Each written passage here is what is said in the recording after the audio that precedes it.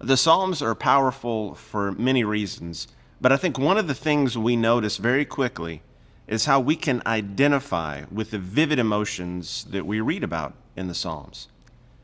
I don't know what it's like for you, but for me, I can think of many times in my life where I was completely lost. I used to think that I was born with a bad sense of direction, but I think now I just have no sense of direction. As long as I have a GPS or even a map, I can get where I need to go. But if I'm just trying to navigate by myself, I'm in a lot of trouble. I've actually had the experience of stopping at a gas station in the years before GPS was so common, asking someone at a gas station how to get where I needed to go, and they've said, "Oh, you're trying to get there tonight?" That's how far off the track I had gotten going in the wrong direction.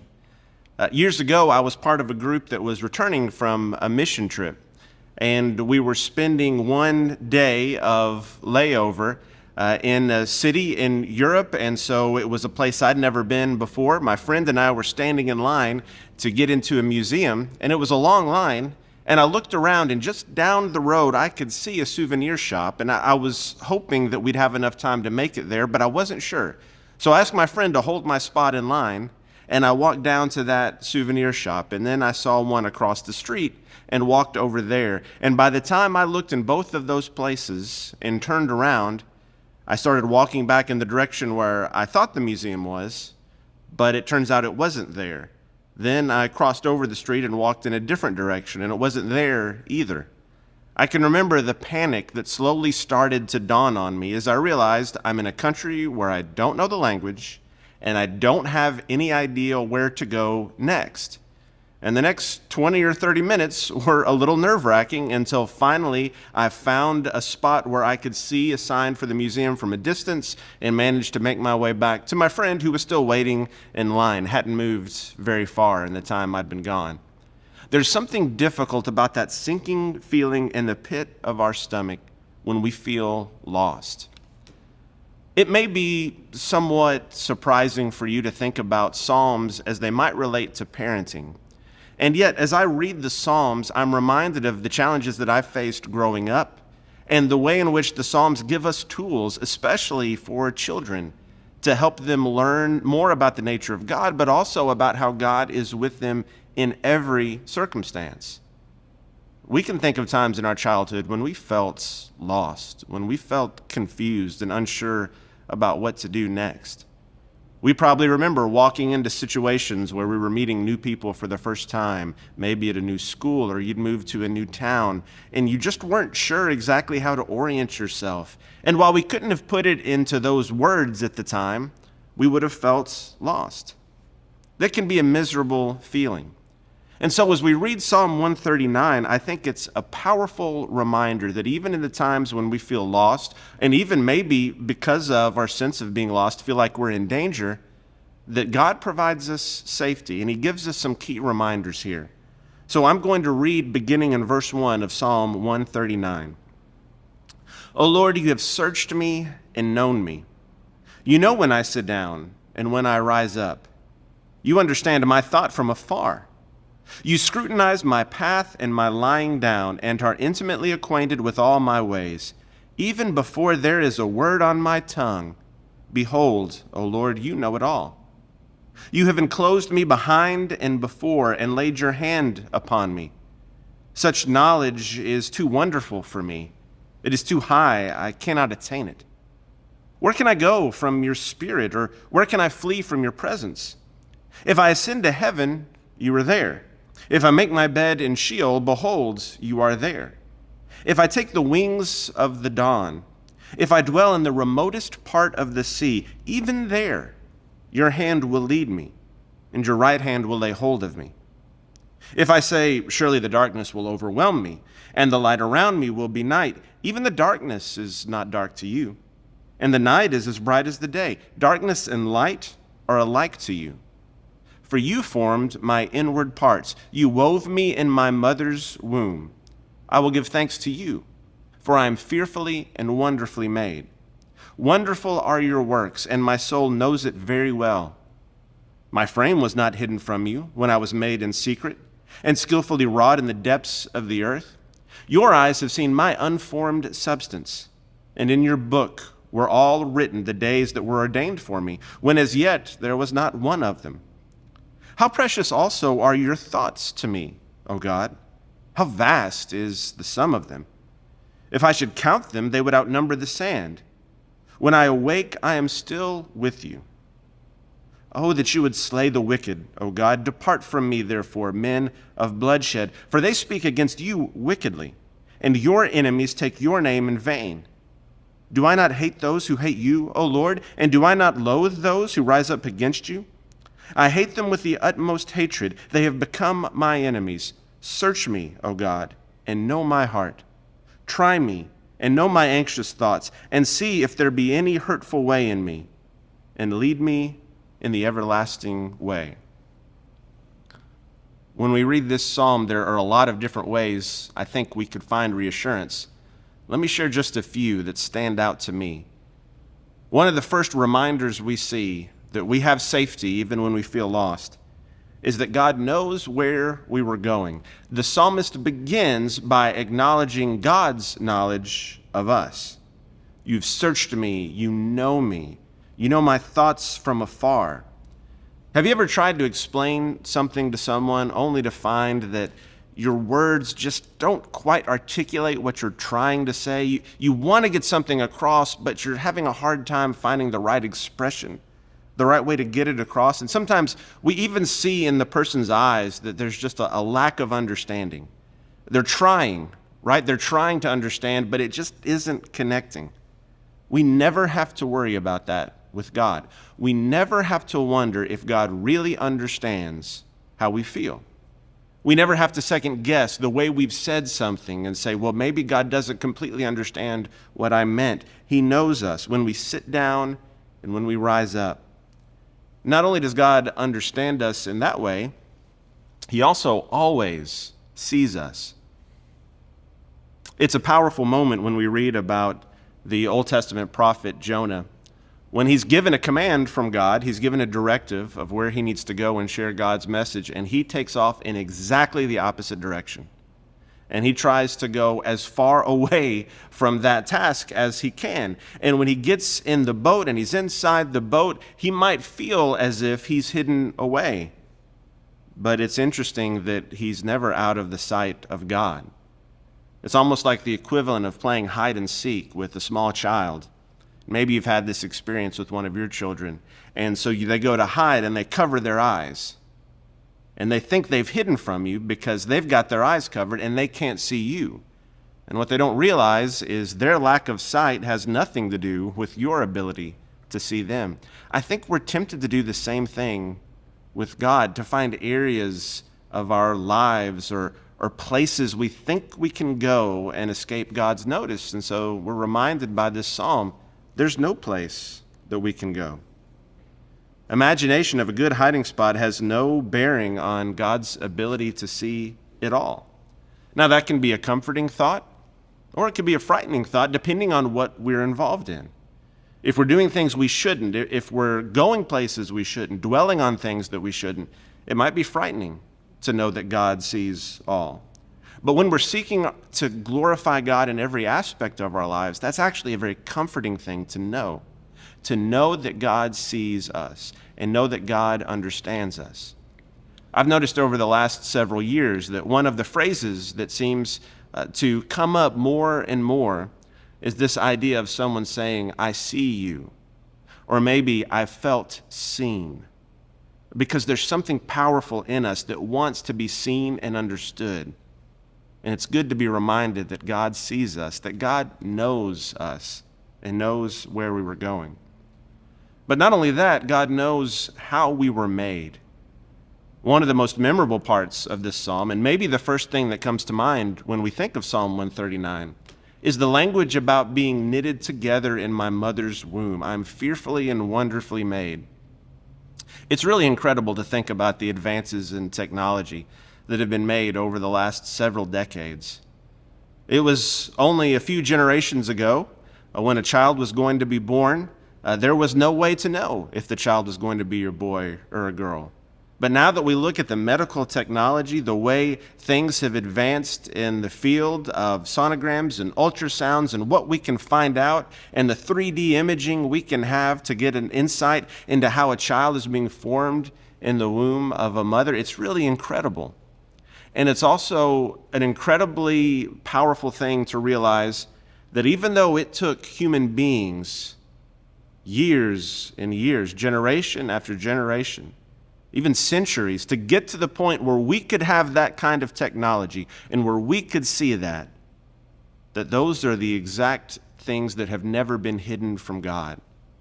That God knew what was happening as we were growing in the womb of our mother, as we were being developed. That God wasn't just able to see that, but a part of that process. We're made in His image.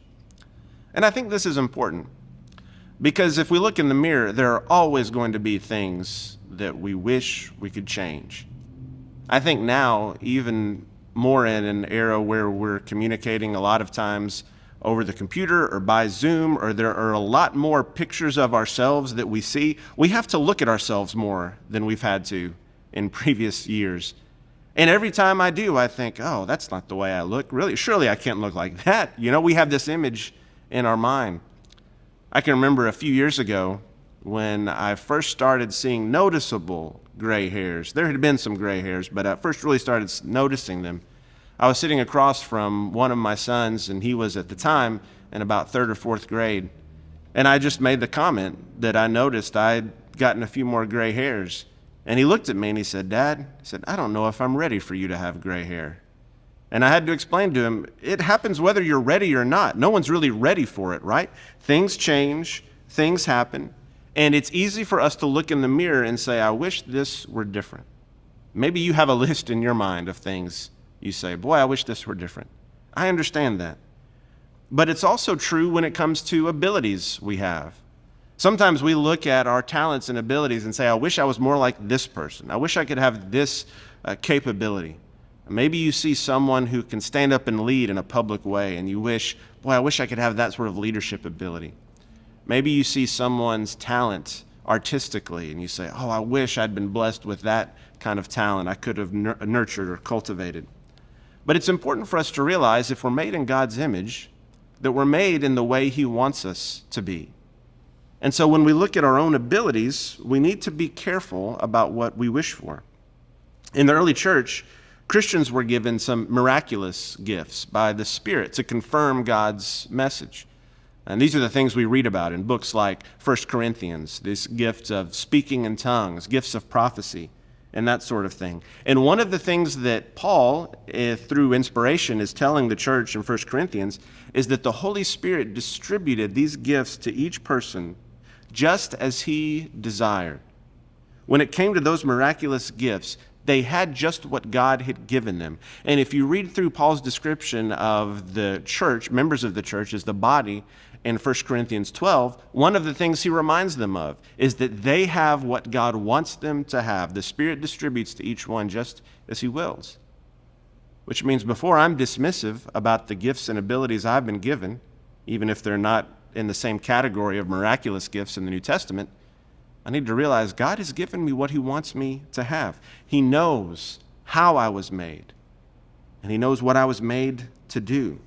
Psalm 139 reminds us that God has a plan for those of us who are in His service. I think that's powerful. God knows where we were going.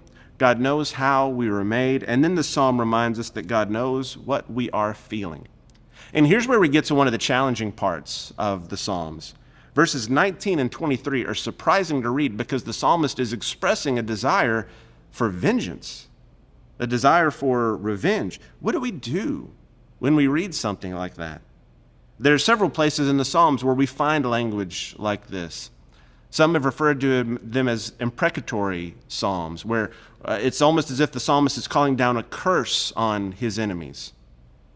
And even though we wrestle with how to understand that, I think there's something encouraging we can take from these passages. And first of all, every time we see someone crying out to God about what's happening with the enemies, we need to be reminded that the psalmist is doing what God has called us to do, which is to leave vengeance to the Lord. It's a biblical principle. We find in one place, Romans 12, although there are other places, but Romans 12:19 reminds us that vengeance is the Lord. When people make us angry, we need to resist the urge to take action and to make things happen on our own. We live in an entertainment culture that often glorifies people who take matters into their own hands, and we watch movies about people who practice vigilante justice, but that's not what God teaches us in His Word. One person doesn't act as a judge and a jury to get revenge on other people. God is the ultimate judge. So all of my actions should honor God's justice. And secondly, I think it's worth noting that the psalmist is comfortable enough to express these feelings to God. Sometimes we're embarrassed by emotions that we feel. We may even feel guilty saying out loud something that has been churning inside of us. But God made us and knows us. There is nothing I can tell God about the way I'm feeling that will surprise Him. There's nothing that will come as a shock to Him. He knows exactly what I'm experiencing. In the Old Testament, when we read about Job, who deals with the loss of his children, his herds, his flocks, which is the way you would have measured wealth then, even his own health. His wife tells him he needs to curse God and die. His friends tell him he must have sinned. And during that book, Job reveals his deepest emotions. And he has some really harsh things to say. Things to say about God and the way God is treating him. Desiring to have counsel with God. To make a defense like he's standing in a courtroom. And there are lessons that Job needs to learn. And when God comes to Job, interestingly, he doesn't answer Job's questions. He just reminds him of who he is and the power that he has. But in Job 42, God calls on Job to pray for his friends. Because his friends, who thought they had all the answers and were lecturing him on what to do, had, quote, not spoken of me what is right, as my servant Job has. In Job 42, verse 8. Job's difficult emotions, and even expressing those difficult emotions to God, didn't disqualify him from being faithful. It didn't disqualify him from having faith in God, and ours will not either. We need to be able to come to God with honesty and transparency. So that's why the psalm ends with this plea to uncover any hidden anxieties, hidden thoughts in our hearts. This gives us a healthy pattern when we think about praying. I want to express my emotions to God, but it's good to conclude that time by saying to God, please help show me what I need to know about myself. What are some thoughts that are working on me and that are challenging me in ways that I need to be aware of, in ways that I need to grow? They help us choose God's way instead of our own. God knows where we are going. God knows how we were made, and God knows how we are feeling. So let me share with you just some helpful activities, maybe especially as we're teaching this psalm to our children.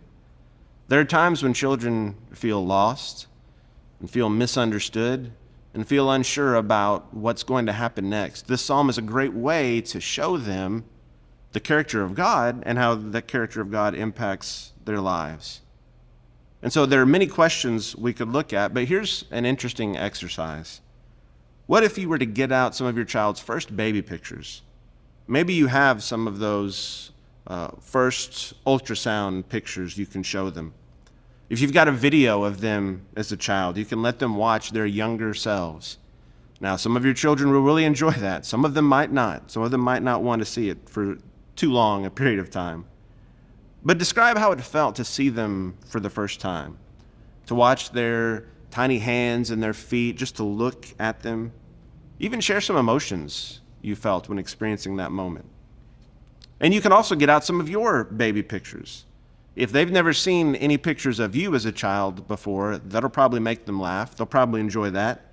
As you look at those images, together you can reflect on the fact that all of us were once children.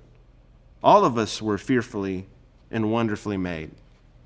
And once you've done those two things, maybe you can pull out your phone. Maybe you can pull something up on a computer. Maybe you've got a physical picture album. But look through pictures of people you know. As you scroll through some pictures, ask your child, can you imagine what this person was like when they were a baby, when they were a child? Can you imagine what it would have been like to meet them if they were a younger version of themselves? And then you can reflect on this question. How does it change our perspective on other people if we remember all of us are fearfully and wonderfully made? How does that change the way we treat people?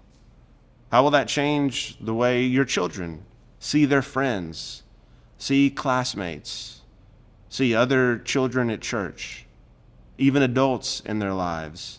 How will it change our perspective if I know that every single person I talk to is fearfully and wonderfully made and is a creation of the God that I serve? How can that change the way I interact with them? God knows where we're going, no matter how lost we might feel. God knows how we were made, and God knows what we feel.